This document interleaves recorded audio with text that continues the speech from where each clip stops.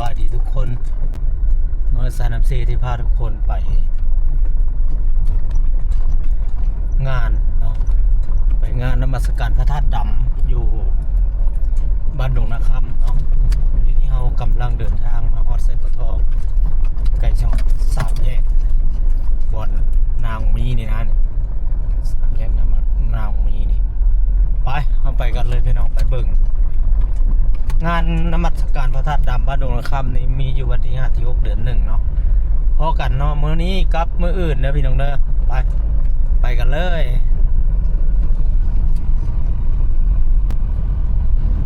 เส้นทางไปจากย่านนึงเป็นทางเดินจากไซบุทองไปกับประมาณเราอยู่ในประมาณ10 ลักหรือ10 กว่าเนี่ยนะประมาณนี้แหละเนาะ10 กว่ากิโลนี่แหละตามประเมินเบิ่งได้มันสิผ่านหลายๆบ้าน 2-3 บ้านบ่ก่อนสิฮอดดงนาคำเนาะ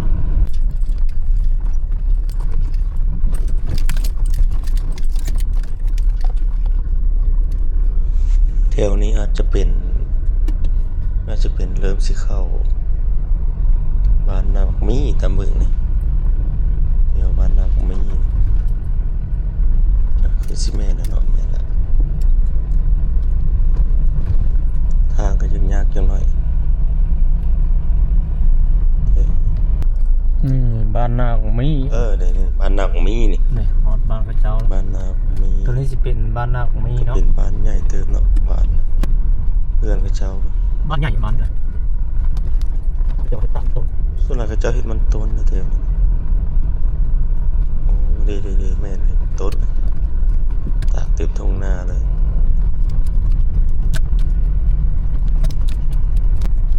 มันต้องมีแถวนี้มันเป็นบ้านนอกบ้านนอกกับเจ้าเมื่อเขาเจ้าขยายออกมาหน้าแถวนอกมองบ้านเขาเจ้าจะอยู่สิแม่นยันอยู่ทางในนะจ๊ะไปนำไปพวกน้ำกันนี่ชมธรรมชาติไปนำกันเด้อพี่น้องเด้อมันนักมีคือเดียวนี่สิเป็นแยกเข้าบ้านเก่าบ้าน ทางเวท เจ้า บ้านไหนบ้าน นั่นนักมีดุแม่นละเด้ดง มีดุ เพื่อนจะค่อยขึ้น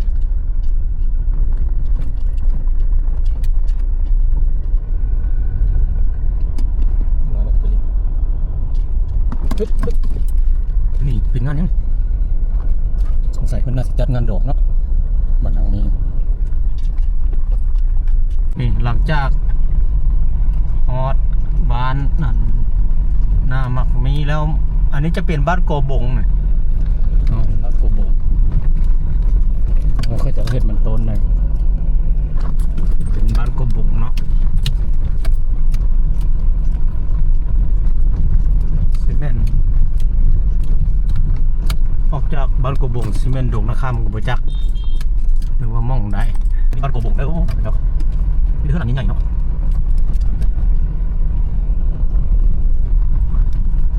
เจ้าไปสิเฮ็ดสิครับส่วนอะไรสิเป็นประเภทมันต้นบ้านโกบงอันนี้เขาขับรถไก่จากไซบัวทองมาเนาะ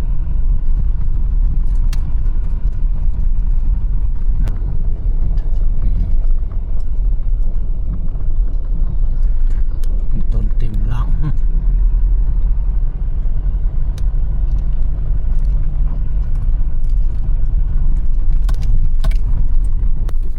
เฮ้ทุกคนฮอดมาดงนาคำเรียบร้อยนี่ฮอดแล้วนี่คือซีเมนต์บ้านนี่ตะเบิ่งนี่มาเบิ่งน้ำกันแม่นอยู่บ่นี่สบายดีบ้านดงนาคำสบายดีสาวบ้านดงนาคำนี่ฮอดแล้วแต่ว่างานมันบ่แม่นมื้อนี้งานกับมันมี2 มื้อนะผู้ใดสิมามื้อนี้ก็มาเนาะผู้ใดสิมามื้ออื่นก็มาเด้อนี่ก็อันโรงเรียนบ้านเขาเจ้าแม่นโรงหมอเนาะดงนาคำโรงเรียนพร้อมนี่ฮอดแล้วอันตามอันถามทางในบ้านเพื่อนว่าจากอันบ้านออกไปหาองค์พระธาตุดำเพื่อนกับประมาณ1 กิโลเพื่อนว่านะประมาณ1 กิโลเนาะเดี๋ยวฮอดบ้านดงนาคำเป็นที่เรียบร้อยแล้วบ้านนี้แน่ บ่เสื้อก็ต้องเสื้อว่าฮอดแล้วดงนาคำฮอดแล้วนี่นี่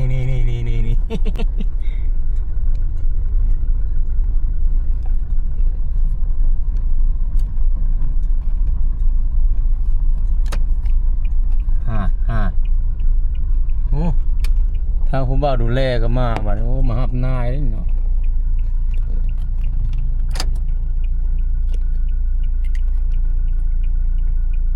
มาดูนะข้ามฮอดเป็นที่นี้ฮอด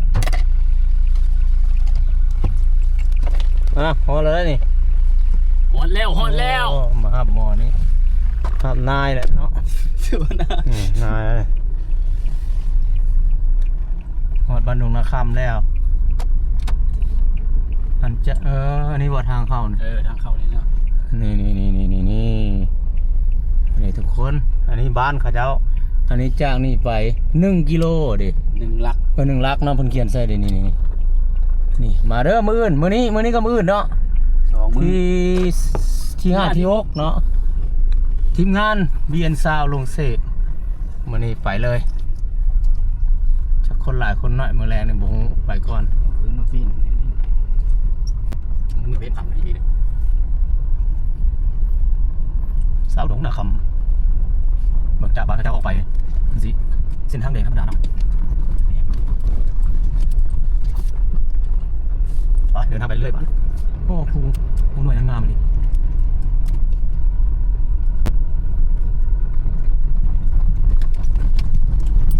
ฮะผู้สาวนี่สาวเลนเลยพดกล้องโอ้สาวจะเป็นพระธาตุอยู่ตังทงนาเนาะวัดตะกี้ตะเก่านั่นบ่วัดตะเก่าสมัยโบราณวัดใหญ่เลยแต่ว่าบ่ฮู้ที่ไปที่มาของเพิ่นเนาะประวัติเพิ่นเนาะแต่ว่าฮู้แต่ว่าเป็นวัดตะกี้เนาะวัดตะกี้เพลงนี้มันทิ่มนะโบราณทุกคนผมตีเบียนซาวตั้งเธอเลยอยู่นี่มีไฟฟ้ามีหยังเพิ่น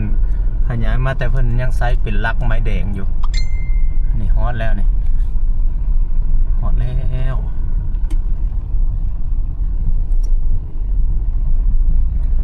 ทีมงานฮอดแล้วบ่เนาะโอ้โหเอาสิถ่ายให้ทุกคนเบิ่งมือทวิตซะก่อนเนาะว่าสิมีคนหรือบ่มีนี่ห้างขายเครื่องเต็มเลยโอ้สุดยอดเลยห้างขายเครื่องก็มีขายเครื่องขายของขายครบทุกอย่างเลยโอ้สุดยอดโอ้จะเป็นงานใหญ่เลยนี่เนาะนี่สุดยอดอลังการพระธาตุดำตั้งอยู่บ้านดงนาคำเนาะเมืองไซบัวทองแขวงขมวน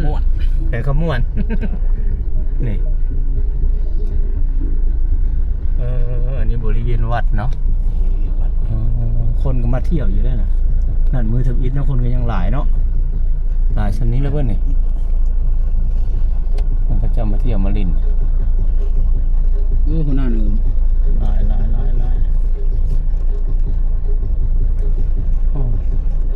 โอ้ถือว่าเพื่อนตั้งเวทีสุดยอดหลายเนาะใกล้ๆเลยวันนี้เนาะพี่กายนี่เขาเจ้าตั้งไก่เนาะนี่คือบริเวณเนาะองค์พระธาตุดำที่ตั้งอยู่บริเวณบ้านดงนาคำเมืองไซบัวทองแขวงขมวนฮอดแล้วพี่น้องฮอดแล้วเนาะถึงม่องถึงบ่อนแล้วเมื่อขนาดมือเล็กก็ยังคนบักหลายๆแล้วนี่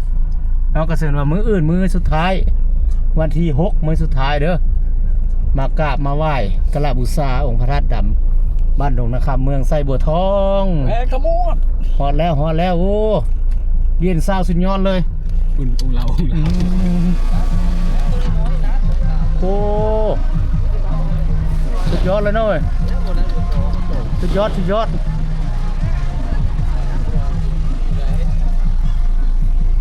เฮาลงไปเบิ่งน้ำกันนี่บัดนี้เป็นเลาะเบิ่งรอบๆบริเวณซะก่อนเนาะครับเป็นส่วนหนึ่งเป็นประเภทนะครับมาไว้เกือบอยู่นี่ประมาณตกกว่าร้อยกว่าศอกนี่ก็บริเวณองค์พระธาตุดำเนาะถือเป็นพระธาตุที่เพิ่นกับ พบเห็นแต่ว่าชาวบ้านเพิ่นพบเห็นแต่โดนมาแล้วเนาะแต่ว่าบ่ค่อยมีใครใส่ใจ แต่ปัจจุบันนี้ก็ว่าซนทางเมืองทางแขวงเพิ่นก็ให้ความสำคัญเนาะ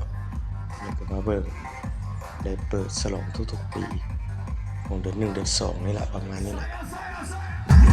อันนี้คือทีมงานเนาะมาเลาะงานพระธาตุดำ เด็กกันแล้วเรียบซ่า มื้อนี้มื้อน้ำอิฐบ่ มือแรก มื้อแรกเนาะ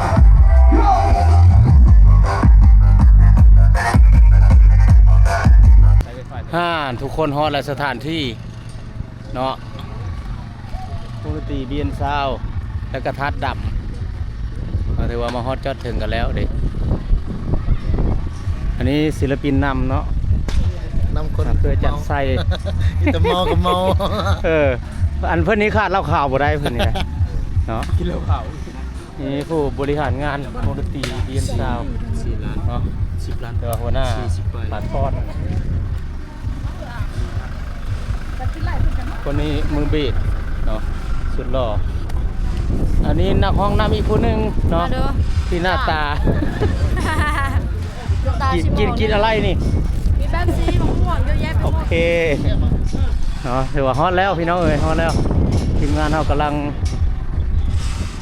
บริหารอยู่เนาะกำลังต่อสายเป็นกำลังต่อกำลังเฮ็ด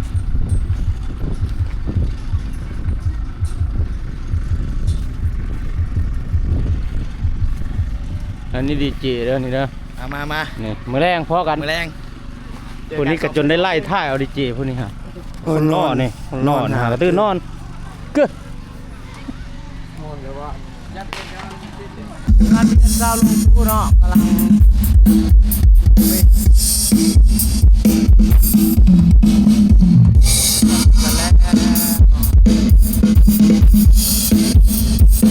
ตอนนี้ทำเป็นดาวเป็นงานเอา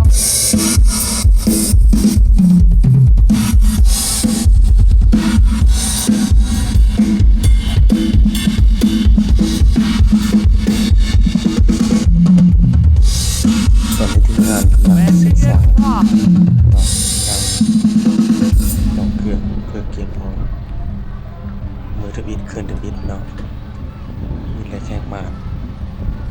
ทีมงานเราพร้อมแล้วพี่น้องพร้อมแล้ว